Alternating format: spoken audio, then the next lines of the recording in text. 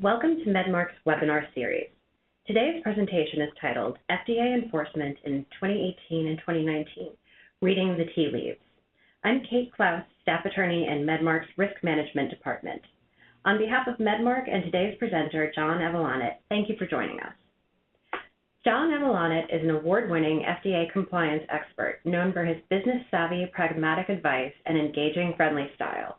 Mr. Avalonit serves as a lead expert in the ISPE's Data Integrity Working Group and was the industry expert reviewer for the international standard Evidential Weight and Legal Admissibility of Electronic Information. He has trained FDA and Health Canada officials on data integrity and routinely offers public workshops on data integrity best practices, as well as more private, customized data integrity training to clients around the world. In 2014, Mr. Avalonit co-authored the book Pharmaceutical Regulatory Inspections, along with several current and former regulatory agency officers, and was the lead author of several certification courses for the U.S. Regulatory Affairs Professional Society. In 2011, Mr. Avalonit was asked by the U.S. Department of Justice and the U.S. Office of Inspector General for Health and Human Services to oversee the multi-million-dollar Dr. Comfort Corporate Integrity Agreement through 2016. His industry classic book, Get to Market Now, Turn FDA Compliance into a Competitive Edge in the Era of Personalized Medicine, was originally featured at BIO in 2011. In both 2009 and 2011, Mr. Avalonit won the Best of Business Award from the U.S. Small Business Commerce Association. His blog, ComplianceZen.com, has been repeatedly named one of the top 50 blogs worldwide on FDA compliance issues. Prior to founding his lean compliance consulting firm, Cerulli & Associates, LLC, Mr. Avalonit was a former Fortune 50 combination device C-level executive who created, developed, and ran his company's compliance programs to achieve ISO, DEA, BIS, and FDA compliance. During his career, he has had to defend decisions to investigators, auditors, and litigators alike. He now brings his hard-won, real-world expertise and practical advice to corporate clients worldwide. A former FDA and U.S. Department of Justice prosecutor has said of Mr. Avalonit, he is the best in the business, period. With that, I am pleased to turn things over to John. Thank you, Kate. That's a tough act to follow, but I'll do what I can here. So today, just to kind of give you an idea of what we're going to do, we're going to look at the new inspection methodologies that FDA is rolling out. We're going to look back at a quick review of 2017, and then we'll look at some overall implications for the coming year. And then throughout, I've put a bunch of implications, and I'll be talking about all of this as we go forward, because it really is a brave new world, as the cliche holds it. These are the overall objectives that I'd kind of like everyone to walk away with, and my goal is to really get all of these across. And as you will see as we go on, I'm more than happy to entertain questions after as well. So if there's anything here that I don't cover or that you have some further questions on, please feel free to reach out to me via email. I always like to put a face to a name, and as you can see from this photo, I'm one of the presenters who definitely gets better looking over time. So you're going to have a great time here over the next hour. That's my direct email address there, so if you have questions that you don't want to ask in this forum, but that you'd like to ask privately or follow up over the next couple of weeks, feel free to shoot me an email, and I will happily respond to those questions. Now, a note of caution as we go forward into 2018 and look forward here on out. And I think that this quote from Alonzo says it perfectly. It's really hard for all of us to recognize what this really means. And to give you some context for what this really means, let me give you some figures. The agency has had a turnover of 55% of its personnel over the past 10 years. Okay, I want you to understand what it would be like working for a company where 55% of the people, and we ain't talking the low-level recent hires, have left. it would be a completely different organization than when you started working with them 10 years ago. And that's really, at the end of the day, what is very, very, very important for people to understand, because what's happening is, you know, you go back to these quotes from people who used to be in the organization, and they're no longer there, and they've left, and they've retired, and they've moved on, and they've been replaced by people who may or may not be thinking the same things that they were. And I think that really over the past, give or take, 6 months, you may have seen the agency really accelerate a lot of guidance documents, a lot of finalizations, revocations of old guidance documents. It's because, to put it bluntly, the new guard is now in charge. And so they're having the chance to make the changes that they have thought about and wanted to make for decades. And from an enforcement perspective, this has serious implications. This is how it all started at the agency. They were going to do this program alignment, which really was a nice, pretty way of saying they're going to reorg. And what I want to draw attention to is this concept of these vertically integrated regulatory programs, the increased specialization in the training of their investigators, and their enhanced training of their investigators. This has serious implications for you from a submission standpoint. For instance, if you're submitting a 510K, if you're submitting MDRs, if you're worried about getting a recall for some problem, and then also during inspections, because now you're dealing with people who, number one, they're younger. Many of them are former industry people, whether it's drug, device, veterinary, food, whatever. So unfortunately for you, they are quite well aware of where the dead bodies are buried. So they know what to look for. These are people who started out oftentimes in private industry and now have gone into the government as a way to, I don't want to deal with the stress while I'm raising a family of private business and having to move every couple of years and having to possibly lose my job, et cetera, et cetera. So they're happy where they are. Now, what that means for all of us is that this is very different from an FDA where maybe they hired people straight out of college and they worked for 20 years in the FDA, and sometimes we could snooker over them or talk through problems because we knew that at the end of the day they didn't have a clear understanding of what was going on behind the curtains at a company. A lot of these people, they're very well aware of it. For those of you dealing with all of this, basically now you have the Office of Medical Products and Tobacco Operations. So what I'd like you to think about is, notice this is sort of biologic products, pharma projects, device products, and bioresearch, so clinical, all under one person now. So they all report up. So even though technically CBER, CDER, CDRH, CVM, et cetera, are all still there, those people all report up to Ellen. Okay? And the way the agency is trying to view all of this, and you can really tell a bulletproof story thinking about this, is since roughly 2003 or so, when they came out with the Pharmaceutical Quality System Guidance, they've been on the march of, here's the way the world of the FDA is going to look by 2020, which is there's quality system compliance, and we don't really care if you're a device company, a drug company, whatever. You have a quality system, and this is what needs to be in it. And then there's your product-specific stuff. Now, that's where it's important whether you're a drug or a device and what kind of device you are, et cetera. But from the overall complying with the regulations, you can't do it without a quality system, and a quality system has to cover the following areas. Blah, blah, blah, blah, blah, blah. And as we'll see here going through the new inspection methodologies, it's pretty crystal clear that everybody in FDA is on that same exact marching page. And it's really a matter of we in the industry have to get rid of 20 years worth of thinking about things and start changing our mindsets. So I think from our standpoint, the FDA has done this slide that I'm copying, what does this actually mean for me? And I think what people don't understand is this concept here of these first two bullets, this expanded technical expertise and the increased ability to keep pace with changes in manufacturing. And I'm going to show you what that really means in the real world of enforcement and inspections and so forth here shortly.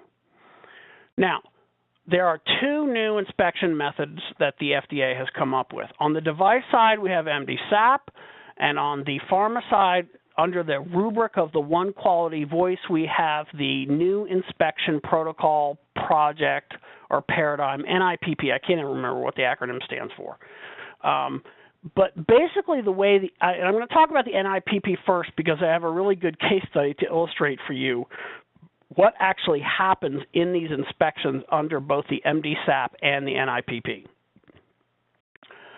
The way the NIPP works is it leverages 10 years worth of historical data. Now, you may be thinking, oh, but my firm hasn't been in business for 10 years or we haven't sold this product for 10 years. Now, you need to stop thinking about you. You need to start thinking about you from an FDA perspective. What other similar products out there have been out there for 10 years or more? What have your competitors been doing for 10 years or more? So in other words, your risk profile for getting inspected is not solely based on you. It's based upon your closest competitors. And the perfect example I can give you is, let's say that all of your competitors are having an adverse event that's a particular type of adverse event with with similar products, but you haven't reported anything to the FDA. You know what happens to you? You go higher on the inspection risk ratio. You know why? Because the FDA looks at it and says, all the companies in this little field have reported adverse events except for this company. So either A, their product is perfect, or B, they're lying. See, you see the difference in the mindset there? Right there, I'm not looking at you as a company. I'm looking at you as a slice of the pie I have to deal with. The goal then is to replace the routine inspections, both on the pharma and the device side. Theoretically, what's supposed to happen is you're only ever supposed to get inspected when you make a submission for a new type of product or there's something that FDA has picked up in their post-market surveillance. Now, again, you have to remember that their post-market surveillance is a combination of what you submit to them and then what they get separately from healthcare providers, consumers, et cetera, et cetera. So the chance of you having a good idea of what the FDA sees in the post-market arena is low. The only insight you're going to have is what you've submitted. You won't have insight into what your direct competitors have submitted. You won't have insight into what else FDA has gotten from consumers and healthcare providers, which means it's a very different world than thinking, I'm going to get an inspection every 2 years unless we kill somebody. Now, the agency piloted the NIPP in 2015 and 2016. On the medical device single audit program, they tried to align this with a new version of ISO. They also, just like the NIPP, tried to harmonize this with all the global inspectorates. So if you look at this list, it's really part of the IMDRF, International Medical Device Regulatory Forum. So you're talking Brazil, U.S., Japan, Canada, EU, Australia. What is supposed to happen for you in the device world is that theoretically, and I have emphasized this, theoretically, you are not supposed to be inspected more than once every 2 years by any one of these regulatory bodies. Now, because the FDA is shifting to an emphasis on post-market surveillance, I question if this is really going to play out. Because if you think about this, a lot of the post-market surveillance stuff is really, at the end of the day, out of your control. You know, I mean, your point of control ends when you release the product. So assuming that you will inevitably have an adverse event, you might have to have a reportable event to the agency, etc. You're going to go higher and higher on the risk scale. And so saying, oh, we're going to do, the FDA is moving to the MDSAP model, therefore we won't get inspected but more once every 2 years, I think is probably a little naive. I think the real statement should be, if everything else is perfect and we do no submissions for the next 2 years, we'll only get one inspection. That would be the way to think about it. Now, what this means on the ground, the way that we were all brought up was under this methodology. This is how we're all used to inspections working, right? Particularly if on the device side, and the pharma adopted it as a Kappa +2 type of approach, the quality system inspection technique from the 90s. Again, remember my point earlier where I said they've had a 55% turnover. All the people who were involved in creating Kappa are gone, creating QSIT are gone. They don't work at the agency anymore. All right, so the current crop of decision makers has no vested interest in the QSIT methodology. Okay, so you got to understand that. The second thing that's happened from the QSIT methodology perspective is that it does not cover a lot of the things that it needs to cover in the second decade of the 21st century in an international marketplace with harmonized regulations around the globe. Under the QSIT approach that we all are familiar with, we go through this process where we would set up, right, and you can still go to conferences today and people will tell you, oh, here's all the best practices for setting up a war room. And you'd set up this war room and, you know, you'd set up your little meeting room where people had your support staff and you learned little tips like don't put the rooms next to each other because voices carry. And, you know, FDA would issue its request, you'd send out your little various requests, you would review the stuff you got back, and then sometime within the next 4 to 24 hours, you'd give your best response, right? Now, this is a training slide that I use with FDA.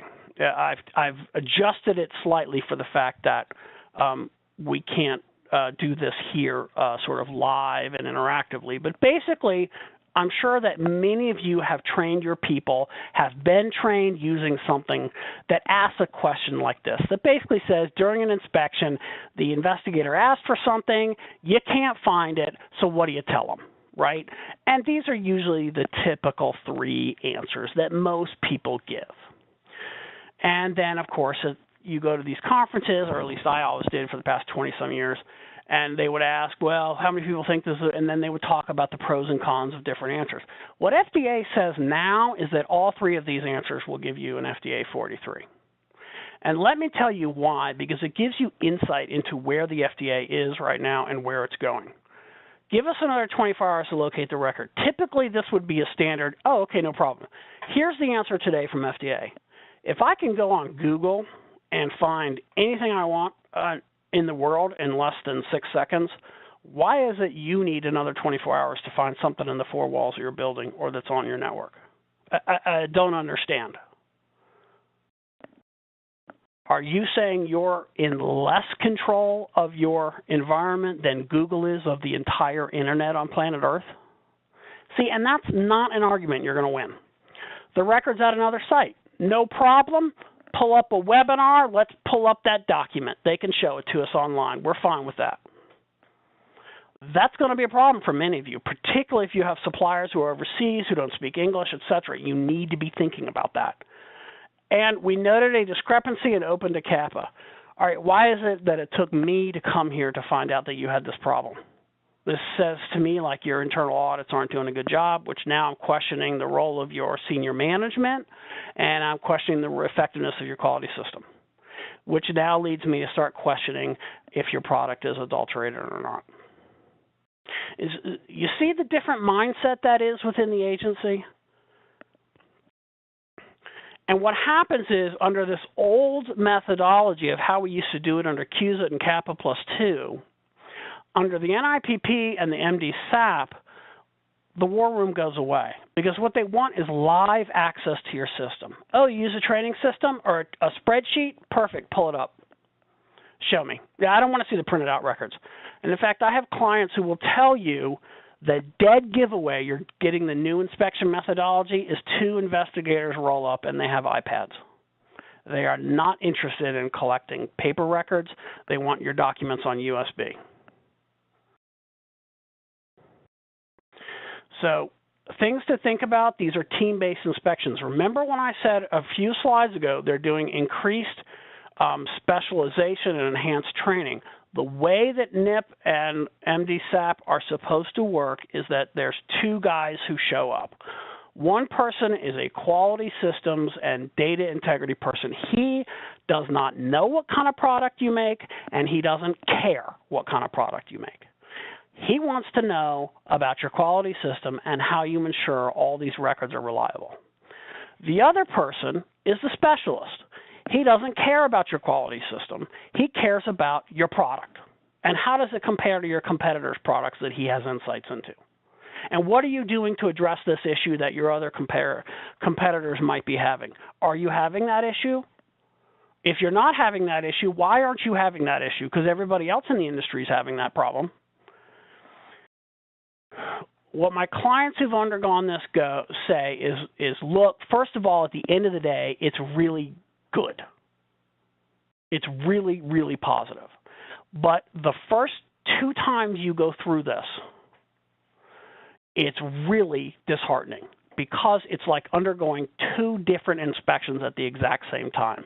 Because typically these 2 guys will go off in 2 different directions. They're really looking live, and the thing that I want all of you folks to understand is that the goal is for all members of the ICH International Conference on Harmonization for the pharma side and the IMDRF on the drug side to use these methodologies no later than 2020. The FDA was chosen to pilot these by the other members. So these are sort of, as one would like to say, coming whether you like it or not. And for the pharma folks, it's already here. For the device folks, they're just starting to roll out this year. So I think that we're going to see some serious changes. What I tell my clients is because the rollouts are occurring primarily through this year and into next, the way for you to think about this is, and I know that the statistics don't work out nicely, but it makes a nice little soundbite. You got a 50% chance of undergoing a traditional inspection that you've gone under for years. And you got a 50% chance of undergoing the new inspection or MDSAP approach. And unfortunately, you're not going to know until either A, FDA sends you a letter to say, hey, we're coming, and they're going to, and I'll show you examples of things you may get in that letter that are going to be big tip-offs, or B, they roll up to your parking lot and 2 guys or gals get out with iPads or some other tablet type of thing. Because the new FDA 43 form is designed so that it's all electronic and it's very templated, right? Drop-down menus, etc. So the concept is their agency is getting away from handwritten 43s, etc. I mean, it's all really, really changing even down to that level. What I see the impact on a day-to-day basis is my clients are saying they feel, and I back this up, they feel like they have an increased likelihood of getting a 43 observation because basically if you go back to the concept of I'm either coming to you because you made a new submission for a new product or because I picked up something in the post-market surveillance arena, they basically wouldn't be coming to you if they didn't flag your site as a high risk. Something is going on, something is wrong at that site. We need to go inspect them and see what's going on. So it's a real challenge because basically they're showing up kind of saying, okay, where are we going to write our 43, right? What are we going to find that explains the discrepancies we're seeing in the post-market arena? And that's kind of how they're approaching this. And then you should know that all the compliance guideline manuals, all the inspection guidelines, et cetera, are all being rewritten. And there were just a couple published last month. So all the sort of sacred cows that we grew up with, and this is the way they always conduct inspections and da-da-da, are really changing. To give you an idea of some of the things that are covered in MDSAP versus QSIT, you can see there are some serious gaps over here on the QSIT side. This is from an FDA slide. QSIT has some purchasing controls on that bottom row elements, but they're part of production and process controls, so they're like a subset. MDSAP really pulls it out from a supplier perspective. Most of my device clients who have gone through the MDSAP have gotten a lot of questions around how they oversee and manage their suppliers. And notice the measurement and analysis and improvement. I'm going to come back to this little section here in a minute. You may look at it, and a lot of people look at it and say, oh, well, that's metrics. Yeah, you know what? Not really, sort of, maybe at most 50%, okay, because I'm going to show you why and what the other 50% is of, and many of you on the device side are not going to be happy campers. This is the FDA implementation. By the way, do you notice in the upper right-hand corner the new FDA logo? That was a logo that they approved and implemented last year. So any slides that you see, like I showed you earlier, with that older wave-like presentation template, those are all from 2016 and earlier. You can always tell. All presentations with the little box there are 2017 and later. So they completed for MDSAP the proof of concept review at the end of 2017. And they basically said, yep, we're going to go forward. This is the way it's going to roll. And so the rest of 2017 and the calendar year, of course, they're implementing it, and then now into 2018 they're implementing it. What I tell my clients, to be perfectly honest with you, is that you know just as well with your own internal projects, you can come up with the most pretty timeline on planet Earth. 8 times out of 10, you're going to be running behind. And so that's pretty much what FDA is going to be doing. But again, we go back to the whole, no matter what, this is all going to be rolled out by 2020 because all the members of the ICH and IMDRF have agreed that they will all be doing the MDSAP and the NIPP methodologies no later than 2020 so that they can all start sharing inspection reports and have them all be consistent across the board, or in as much consistent as possible. So these are both on the device and drug sides. And again, remember my point earlier where the agency for the past 15 years has been marching down the path, albeit very slowly, of, by God, we don't care what kind of product you make, you will have a quality system in order to comply with U.S. Food and Drug Administration regulations. And that's sort of what MDSAP and NIPP are designed to address. They're looking largely at your quality system. And then there's a specialist who looks at how you do your product stuff. So another tip for those of you who have not undergone this, you know how in the old way you do inspections you had a note taker? So how are you going to have a note taker when the 2 investigators go in 2 different directions? Yeah, you're going to have 2 note takers now. And then you're going to have meetings at the end of the day to cross-coordinate what each one looked at, what documents they looked at, what computerized systems they looked at, what data they looked at, what comments they made, etc.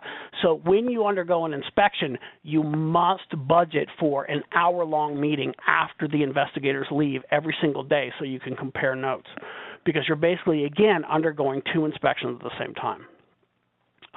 Note that in December 2016, for those of you who sell into Canada, Canada completely ended its own internal device firm inspection process, and they now just do MDSAP because they don't have the budget to maintain both. They said MDSAP was working great for FDA during the initial pilot.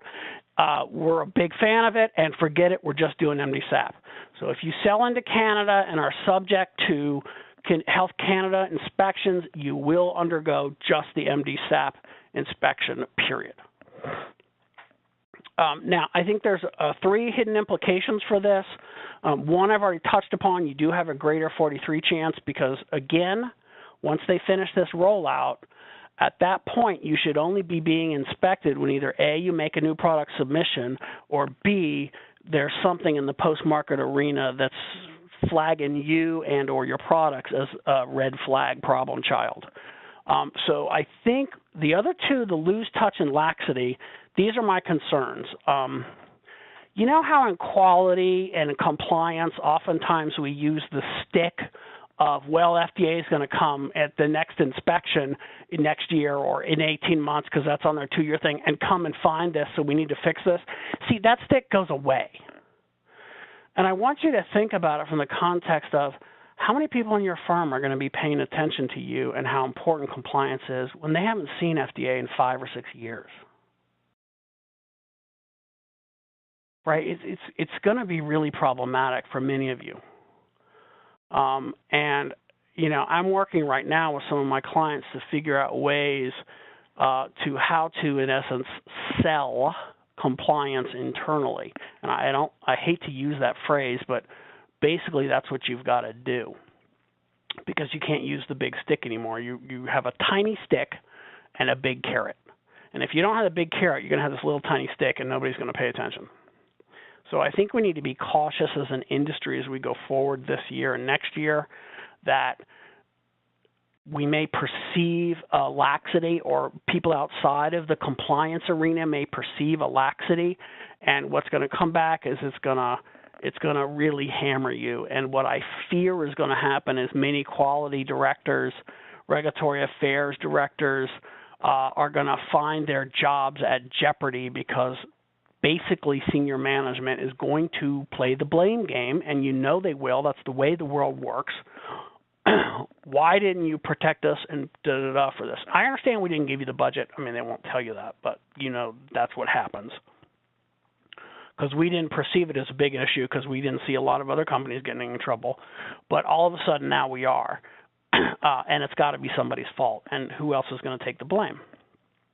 Now, that being said, let's step back and do a quick review of last year's enforcement actions. We can kind of see what the agency is gearing up for and what paths they've been on. I'm going to do this looking briefly at the drug stuff, and then I'll look at the device stuff so that we have a good combination. For those of you in the CVM world, the vast majority of your stuff, they usually send along someone who's a quality system specialist from the drug or device world with the inspections. That's the plan. Right now, we'll kind of see how it goes with resources and scheduling. So I can't make any firm comments on the CVM space. So here's their evolution. What they've tried to move towards is this environment where they make decisions around if your product provides a high benefit to patients and there's relatively little risk to public safety, they're going to routinely exercise enforcement discretion. A nice, simple way to think about it would be you would get, if they found things that were wrong, you would get an FDA 43, but the chances of you getting anything beyond that and maybe an untitled letter, which, you know, aren't made public, is pretty low. The chance of you getting a warning letter is extremely low. Conversely, if your product provides low benefits to patients, and I do want to say your product specific, because if you are, and I'll just pick something I was working on earlier this morning, if you make a statin drug, for instance, and there's 8 other competitors out there that make similar drugs, your drug provides high benefit, but the reality is, from FDA's view, you provide low benefit because we could stop you from shipping your drug, and really all these other patients wouldn't be impacted because they got 8 other drugs that do the exact same thing yours does to pick from. So you need to think about it in that context. It's from the big picture benefit risk ratio perspective, okay, not from the you as a company. So if you're in a device market field where you're just one of a dozen, no matter what your device does, generally it's going to be viewed by many people in the FDA as a low benefit, because if they were to stop your device or make you recall everything, et cetera, there really wouldn't be much risk on their perspective to the public. Public could just switch over to a different thing. But in general, so if yours is low benefit, but the way you don't control things, you don't do things right, you release adulterated product, et cetera, So therefore, in the FDA's view, it has a high risk to public safety. Another way to think about it might be the FDA feels they can't trust you. This I find is sort of the hidden message there. Then FDA is going to take enforcement action. So the overall statistics for device and drug for last year, this is the total number of FDA 43 observations, but you can see the relatively small number of warning letters in relationship to the total observations. This, incidentally, is one of the reasons why looking at just warning letters on companies who are suppliers, right, who might, like a contract manufacturer or a contract research organization or a contract lab, just looking at the public warning letters usually is not going to give you the big picture because it's just a fraction of the actual 43s that are written. And then you can see the number of recall events, which is a more 1 to 2 correlation with 43 observations and recalls. On the drug side, these are the top 6 issues that CDR has. Some of these are really basic, procedures not fully followed, etc. Absence of written procedures. Cross-contamination is a big issue for the FDA, was a big issue for FDA last year. It's going to be a big issue for the agency again this coming year, in part because the way the drug companies have sourced out production and so forth is to often very low cost, low margin types of outfits. So as a result, to make money, you start cutting corners. I mean, it's just what one does. So it's kind of discouraging as a consumer, for instance. And then from CDR, these are the overall numbers in terms of 43s, 185 written for just this little section in the regulation, 124, I don't want to go through all this, but you get the idea. Notice that data integrity, just data integrity had 62 FDA 43s. Now, what I find is interesting for data integrity, which may give you a little bit of insight into how the agency views this whole low benefit, high risk, so therefore we're going to take enforcement action. At least half the time that I am aware of, because I haven't seen every FDA 43 out there, I've just seen a lot of them.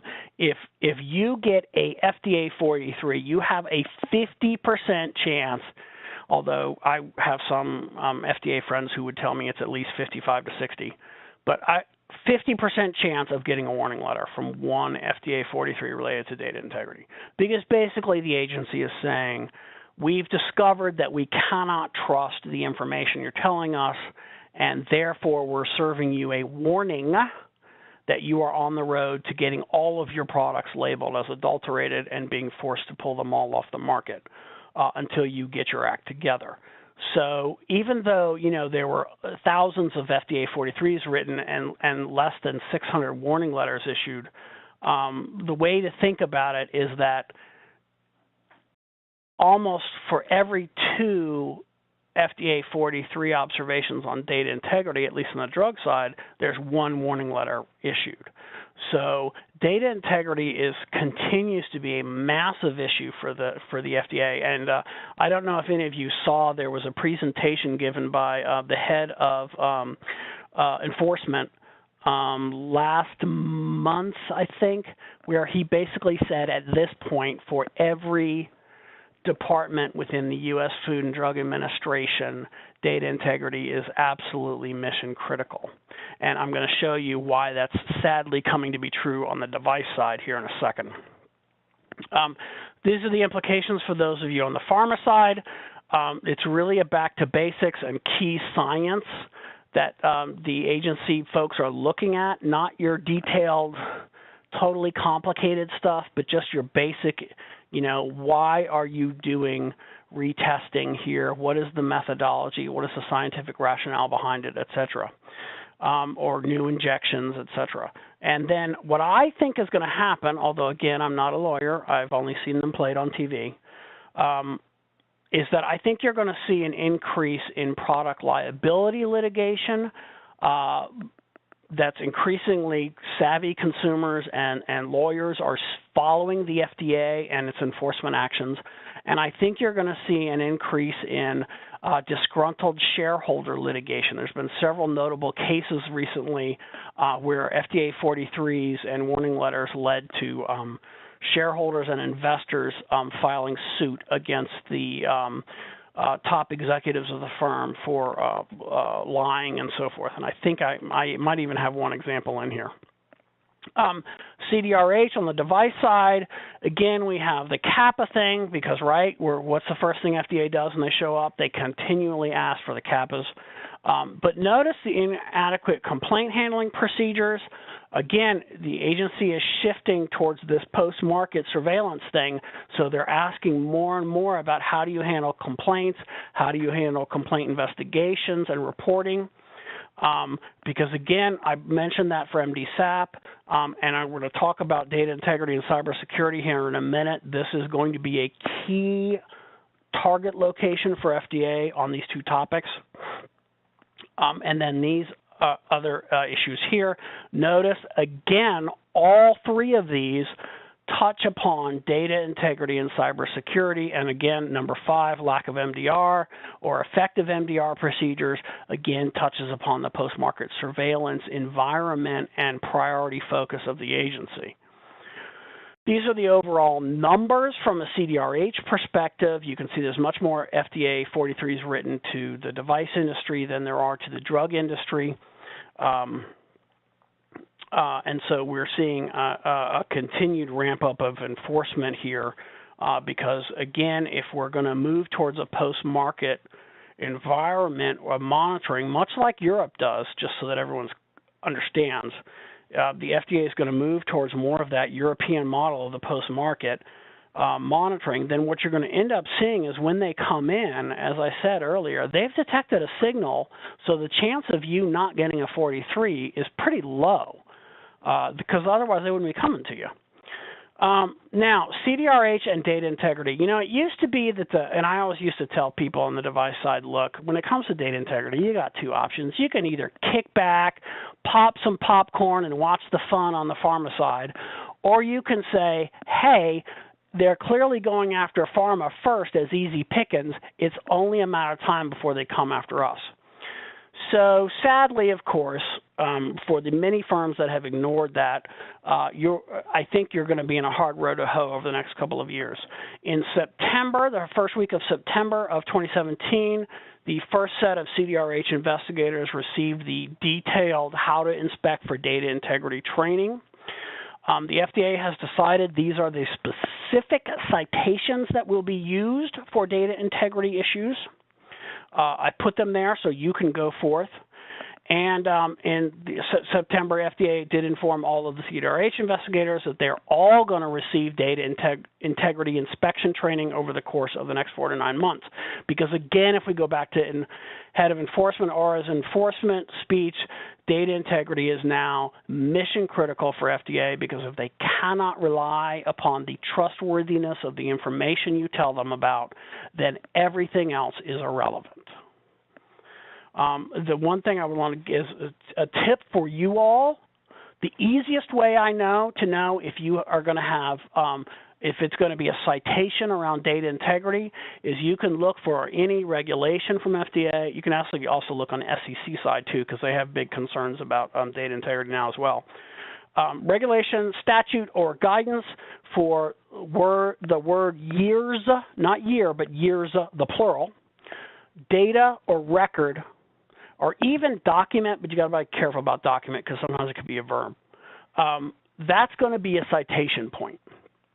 So if you go through all the regs, the FD&C Act, you go through any guidance document, et cetera, and you look for those 3 words right as I've put them in quotations, you know those are the spots that the agency is being trained on when it comes to what to look for and what to cite. Okay? So what I suspect, this is Doug Stern who gave this presentation in November, who gave this presentation is, I just like this. Everything that we do is based on the integrity of the data. Okay, so everything we do is based on the trustworthiness of the data. And so data integrity is mission critical. I mean, if you think about a submission or adverse event report or anything like that, it's the agency is trusting that what you're telling them is the truth, and that's why they're getting so frustrated when they go out and find that they can't trust this. Now, so the implications for the device firms, again, supplier oversight, as you saw, is becoming increasingly a concern, SOPs, audit actions, and again, we have the data integrity starting to creep in. This is my overall forecast. I think CDRH is going to continue rolling out its training. They're going to be looking for data integrity issues. I anticipate there may be some 43s, but it probably will not be until 2019 before CDRH investigators are really comfortable writing data integrity 43s. So I see a little tick upward there on the device side, but not as massive as it was on the drug side. And again, on the drug side, the main priority focus on the inspection side is trying to complete this NIPP rollout by year end. Data integrity, you can see this is the details around data integrity. A couple of things for key points for you. This assessment around data trustworthiness is not just around device and component testing, but it's also within the applications, within your post-market controls, and then also your non-conforming product controls. How do you track all of that? How do you assess all of that, et cetera? In addition, the agency is viewing some aspects of cybersecurity as part of data integrity, and they're really looking at it from a computerized medical device or app type of standpoint, and in specific, they're looking at your documentation and your validation, testing, and cybersecurity around design control, and how you react to post-market reports of cybersecurity issues, how you implement changes, et cetera. So you've got to have that buttoned up. I don't think the agency has a firm view on the post-market stuff in terms of cybersecurity. I think this is a very evolving area for the agency. So there is a significant amount of flexibility right now for you, and I would encourage you to take advantage of that. And again, this is our overall timeline. International cooperation is another issue, both for CDR and CDRH. CDR just signed a whole thing for recognition with the GMP inspections. We're going to see how this all plays out. No one quite knows, other than we've now agreed to all formally share our inspection reports with each other. What is of deep concern, I think, to many of my clients is if they fail an FDA inspection, at what point does the EU put a hold on their products coming into the EU? Is it when the FDA issues a 43, or is it an untitled letter, or is it a warning letter, or what? Where's the dividing line? And I don't think that's been clearly determined either. Just recognize that, again, there's been a big push to harmonize the standards, even to bringing new medical devices to market. Just recognize that the FDA is trying to make sure that global companies can compete on a fair, level playing field here in the U.S., just so that U.S. companies can also compete in a fair, level playing field outside of the United States. So this is the key point recap. This is the things that we discussed. Every consultant has to have a self-promotional slide. This is mine. We can all agree we've now seen it. Again, look at how good looking I've gotten over this past 45 minutes. Pretty impressive, you got to admit. And again, a reminder, this is my direct email address. If you have questions after this that you didn't get answered here that you want to, please feel free to email me directly. All right, so at this point, I'd like to open it up for any questions that we might have. So we're going to begin the Q&A session. If you have a question, please feel free to submit it using the Q&A panel located at the bottom right of your screen. After typing your question in the space provided, hit the Send button. Please be sure to direct your question to all panelists in the Ask menu. We do have a couple of questions that have come in already. The first is, you commented that a new product submission can prompt an FDA inspection. do you mean if you haven't been inspected within the last 2 years, or with every new submission, despite whenever you were last inspected?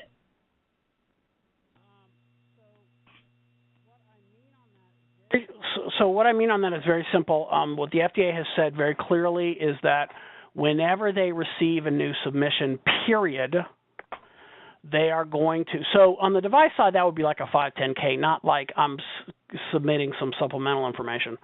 But a new product, they are going to evaluate to see whether they need to do a inspection. And their goal is for, I believe, roughly 50% of all newly submitted products, all new products, will receive a pre-approval inspection prior to approval being granted for the product. That's their goal, is 50%. And just to give you an idea, some risk categories that would say, hey, we need to come and do an inspection would be if you're using a new manufacturing location that you haven't used before, if it's a new type of product. So just as a pure example, on the drug side, it would be a new molecule. On the device side, hey, we used to, and I know this is a terrible analogy, but we used to make pacemakers, now we've moved into crutches. Or we used to make crutches, now we're making pacemakers. You know, all of those would indicate to the agency that, hey, what we inspected these guys for before may not be relevant to what they just submitted for. Okay? Okay. Next question, are you seeing an increase in consent decrees? No, I'm not. Now, I think that we need to be clear about the distinction between a consent decree and a corporate integrity agreement.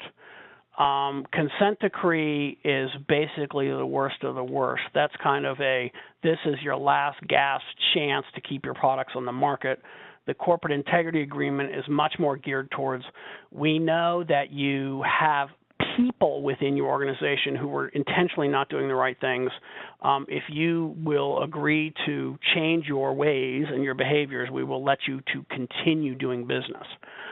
What I have seen is that there is an increased desire on the part of FDA and the U.S. Department of Justice and the HHS OIG to go down the path of corporate integrity agreements instead of consent decrees, because corporate integrity agreements acknowledge that the entire corporation isn't bad, it's just a few bad apples, which certainly in my experience has tended to be the problem. Okay, next question. What is the recommended best practice to handle 2 FDA inspectors at the same time with respect to front rooms, back rooms, scribes, etc.?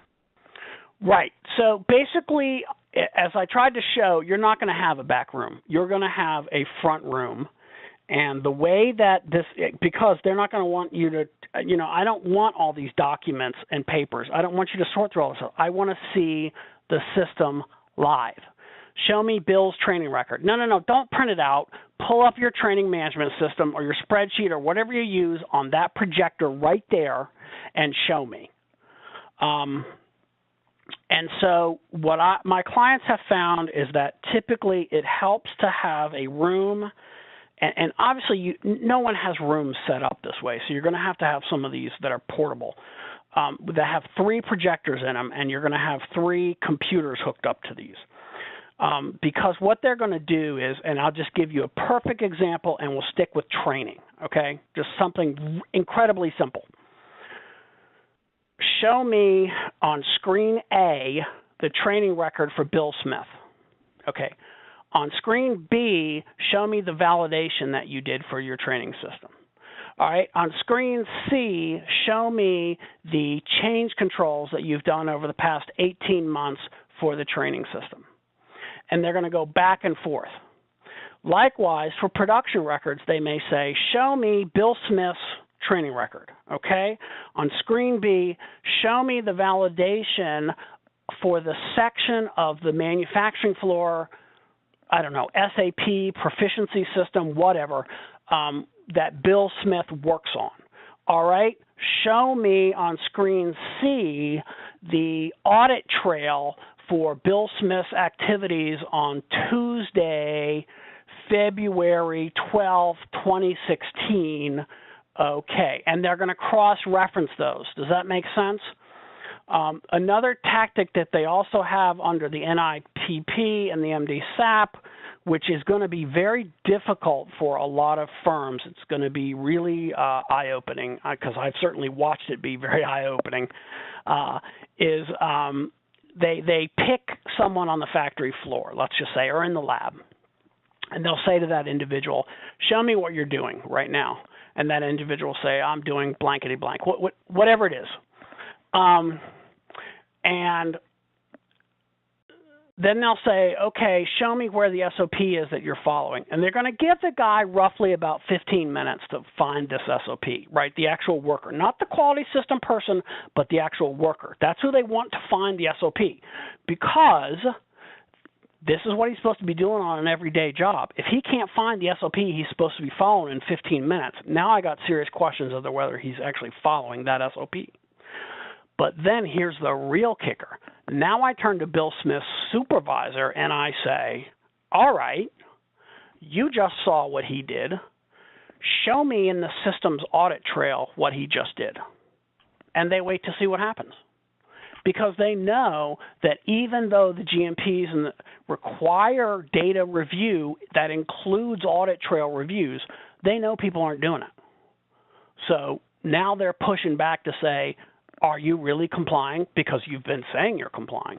So I think it's a really, really totally different world. For those of you who still have all paper quality systems, I think this is this is almost impossible to defend these days. And here's some questions. And this is what I was taught years ago, but even now it's even more brutal. You go into a firm that claims to have an all-paper quality system, and you say to them, I'd like to see a list of all the equipment that was calibrated between October 2016 and November 2017. Now, if you have an actual paper system, what you should be doing is getting up and going to the controlled document room and pulling all that stuff out, and it should all be in paper format. But what everybody does is they turn to their computer and they pull up an Excel spreadsheet or a database or whatever, and boom, that's an FDA 43. Because you've just lied to them, right? You've just said, I have a paper system, when in reality you don't. You have what's actually a hybrid system. And this is what I tell my clients who try to claim they have a paper system. Nobody has a paper system anymore. Paper means if I walk into your company and I see computers on everybody's desk, you're not telling me the truth. Paper is truly paper. You can't be using it to store stuff. The FDA has been crystal clear about that. Once you start storing information electronically, you don't have a paper system anymore. So if you're tracking calibration, as an example, in an Excel spreadsheet, yes, I have all the paper calibration records, but my tracker is a digital. It's digital, right? It's an Excel spreadsheet.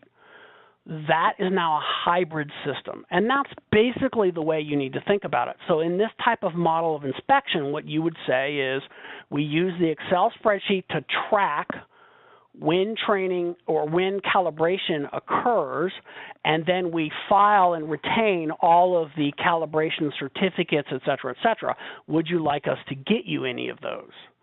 And that's the point at which you can tell either A, you have a investigator who's going to work with you, because he'll say, yes, pull me, blah, blah, blah, blah, blah. Or you have one of the, I call them the 2%ers.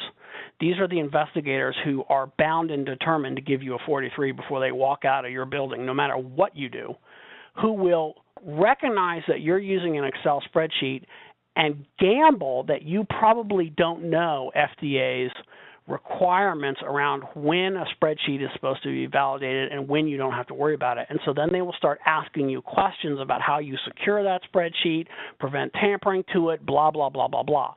And so that can be sort of the challenge. But I think you just have to be honest and transparent and say, we use Excel to do this, and here's all the paper records and the certificates and so forth, and we can give those to you. And 98% of the investigators I've dealt with over the past 20 years will be totally fine with that. They'll ask you, is the spreadsheet on the so that everybody can edit it, or do you have it under some level of control? Oh, it's just within the equipment department, or it's just on my computer. Oh, okay, fine. And they'll move on. Moving to MDSAP, will this program provide a consolidated adverse event database for the regulators as well as manufacturers to review? Yeah, that's a great question, and it has come up multiple times in meetings that are public meetings and then with the regulators. It is something that FDA would like to do. I believe that the holdup is some of the other members of the IMDRF, and I don't know them. I mean, who is the actual individual member states that are concerned about it? I think Europe's concern, in other words, Europe is generally okay with it. The European concern is privacy, like how do you prevent all the PII information from going in there, like name or at least address of the person who had the adverse event, et cetera, et cetera. What I think is going to happen, or at least what FDA has talked about happening, is developing an anonymized meta database that basically would list it by device and the region where the adverse event occurred, the dates, the times, and then all the details of the actual adverse event, but without any individual identifying information. So you couldn't identify the healthcare provider who submitted it. You couldn't identify the patients involved. You would only know that this occurred on this date, and you'd be able to run reports to show it's occurred 78 times, et cetera, et cetera. But I think that's probably about the best we're going to be able to achieve. And I certainly do not see that prior to 2020. Okay. I think we have time for one more question, and this one is in regard to EU device manufacturers. If they have previously received a warning letter or a 483, how might this affect their distributor in the United States? Would the distributor be subject to any FDA inspection if they're the initial importer or under any other circumstances? Right. So the only way that they're going to be subject to FDA inspection is if they are if they've registered with the FDA as the initial importer, or they're doing warehousing, they're not just a paper importer, so to speak, but they're doing actual warehousing and distribution.